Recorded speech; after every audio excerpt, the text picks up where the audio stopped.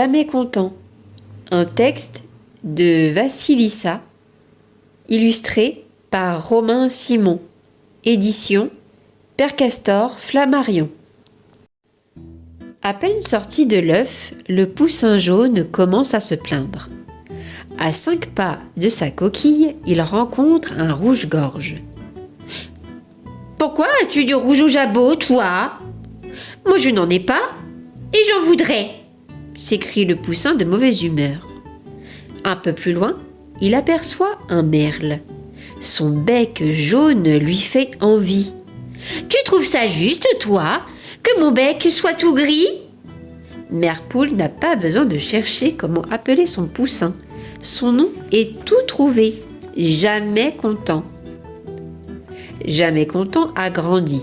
Il est devenu un poulet magnifique. Ce qui ne l'empêche pas d'envier tout le monde. La pintade et le pigeon, le dindon et le geai. Ils ont tous plusieurs couleurs et moi je n'ai que du roux. La pie essaie de le raisonner. Regarde-moi, est-ce que je me plains ? Pourtant, je ne suis qu'en noir et blanc. Non, mais tu as une queue superbe et longue et droite. La mienne n'est qu'un plumet ridicule. Ce n'est pas juste. Un jour, sur la rivière passe une famille de cygnes. Jamais content est furieux. Pourquoi allez-vous sur l'eau, vous autres, alors que moi je ne peux pas ? Mais tu es un poulet, voyons. Pour pouvoir nager, il te faudrait des pattes palmées, comme les nôtres, répond courtoisement un cygne. Et qui vous les a données, ces pattes ? S'entête Jamais content. C'est la nature, je crois. La nature ? Et où habite-t-elle ? J'irais bien lui demander des pattes pareilles aux vôtres. Le cygne réfléchit. Je pense qu'il faut remonter la rivière jusqu'à sa source. Alors, Jamais content suit la rive d'un pas décidé.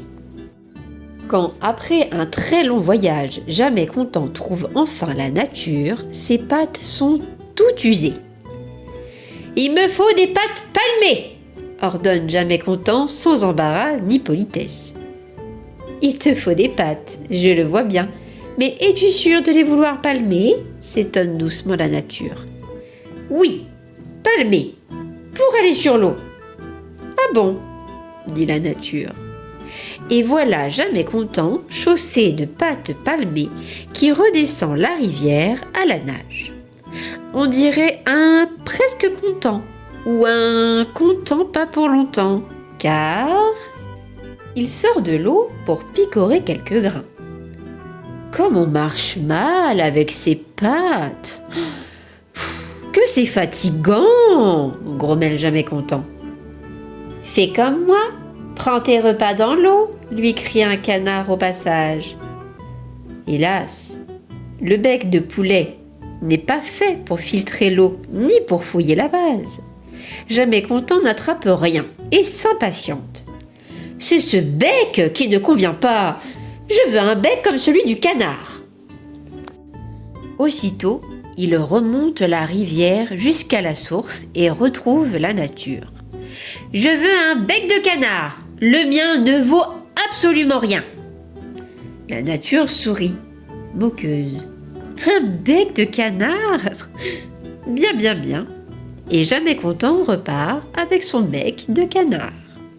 En chemin, il se régale de larves et de têtards. L'ennui, c'est que ses plumes de poulet se mouillent. Alors, après chaque plongeon, il doit se sécher au soleil. Il aperçoit une loutre. « Hé, loutre, comment fais-tu, toi, pour rester dans l'eau si longtemps ?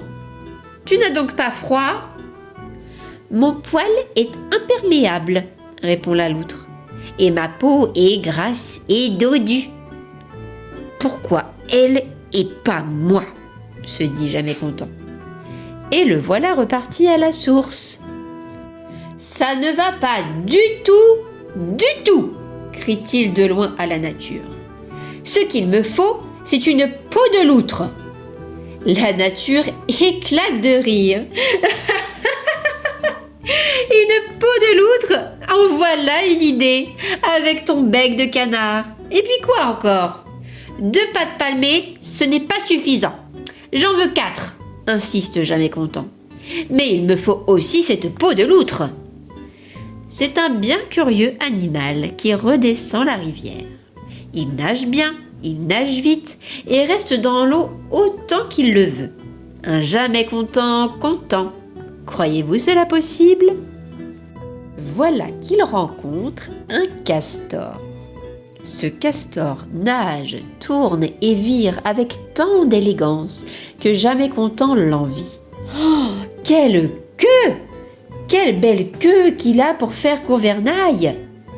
Et moi qui n'ai pas de queue du tout! Vite, retournons à la source.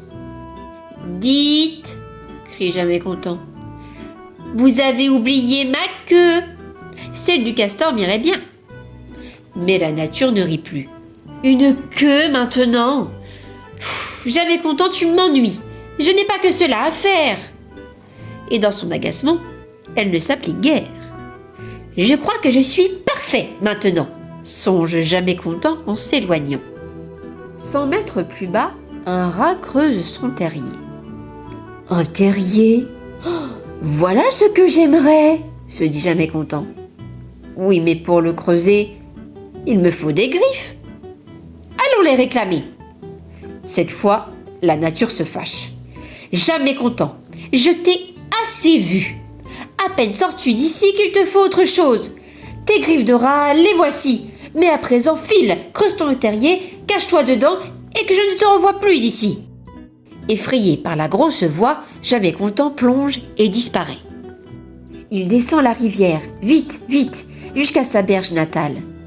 Mais personne ne le reconnaît. Chacun rit, se moque et le chasse.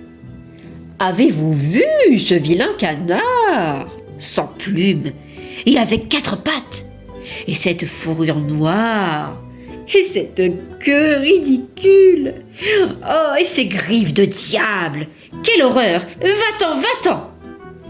Jamais Content se sauve et se creuse un terrier, loin, très loin de là.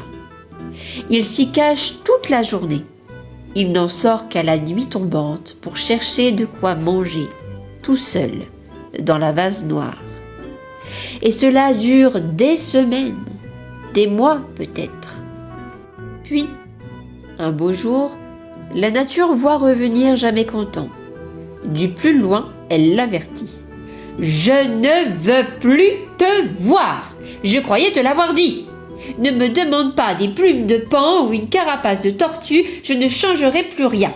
Tel tu es, tel tu resteras. » Jamais Content s'approche timidement et dit d'une petite voix triste. « Je veux bien rester comme je suis, mais si vous saviez comme je m'ennuie. » La nature réfléchit et dit.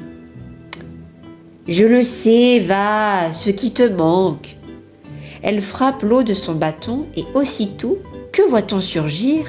Un autre Jamais Content, tout frais, tout frétillant. « Jamais Content, dit la nature, voici toujours contente, ta semblable. Qu'elle devienne ta compagne et te suive dans ton terrier. Elle pondra des œufs comme une poule et vos petits suceront son lait sur son poil de loutre. Ils auront, comme vous, bec de canard et pattes palmées, fourrure brune et large queue, et qu'aucun d'eux vous jamais ne revienne ici réclamer. » Ils sont partis tous les deux, ensemble. Ils vivent heureux, très loin d'ici, et ils ont eu beaucoup d'enfants. Ainsi sont peut-être nés les ornithorynques, que l'on n'entend jamais se plaindre.